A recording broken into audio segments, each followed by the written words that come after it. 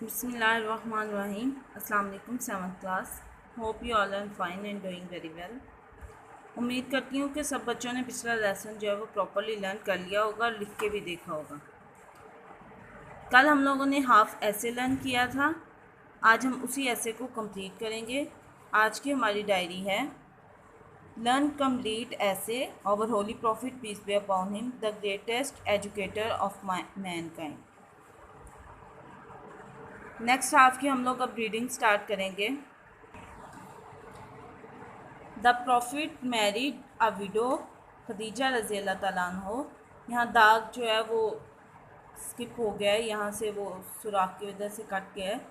تو آپ لوگ جو ہے یہاں شروع میں دا لکھیں گے اور پروفٹ کے بعد ہم لوگ لکھیں گے پیس بی اپون ہم.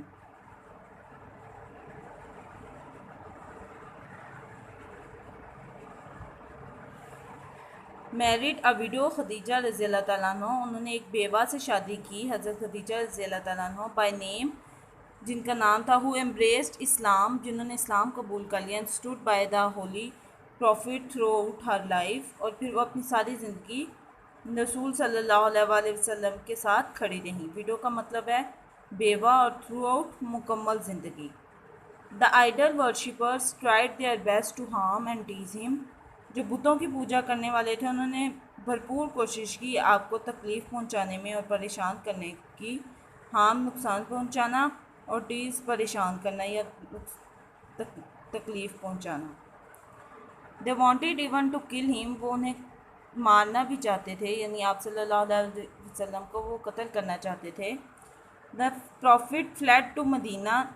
نبی صلی اللہ علیہ وآلہ وسلم جو ہے وہ مدینہ کی طرف ہجرت کر کے. فلیڈ کی مطلب ہے رخصت ہو جانا. یہاں پہ بھی آپ پیس بی اپون لکھیں گے.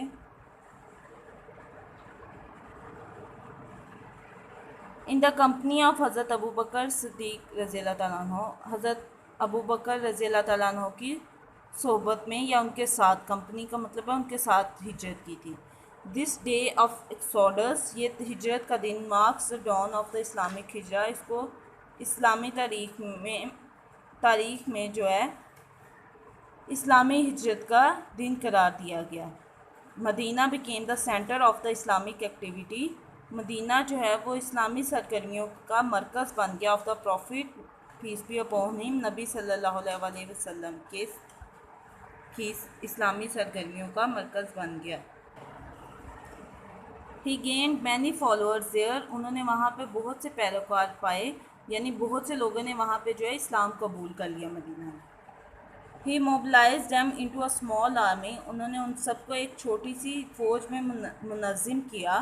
ہی challenge several hundreds of thousands of his.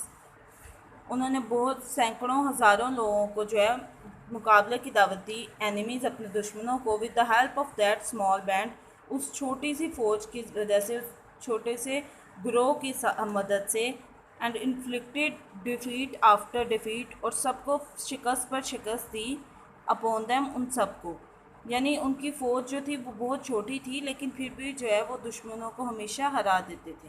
At last, آخر کار, the holy prophet entered Mecca as a victor. نبی صلی اللہ علیہ وسلم مکہ میں ایک فاتح کے طور پر داخل ہوئے. He should grease.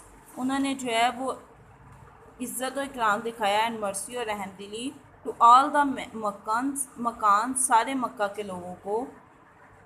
And proclaimed general amnesty. اور عام جو ہے وہ امن کی دعوت دے دی, اعلان کیا. پروکلیمڈ اعلان کر دیا امن کا.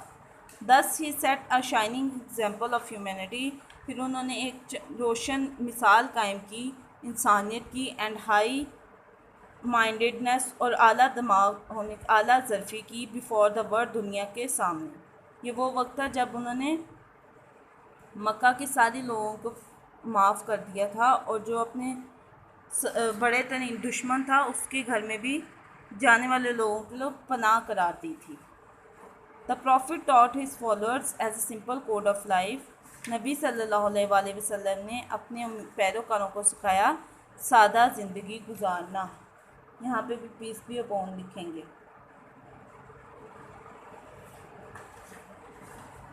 He wanted them to live peacefully. वो चाहते थे कि वो अमन से रहें, सर्व अदर्स, दूसरों की खिदमत करें, स्पीक द ट्रूथ, सच बोलें, एंड हेल्प द नीडी, और ज़रूरतमंदों की मदद करें. His life is a living source of inspiration.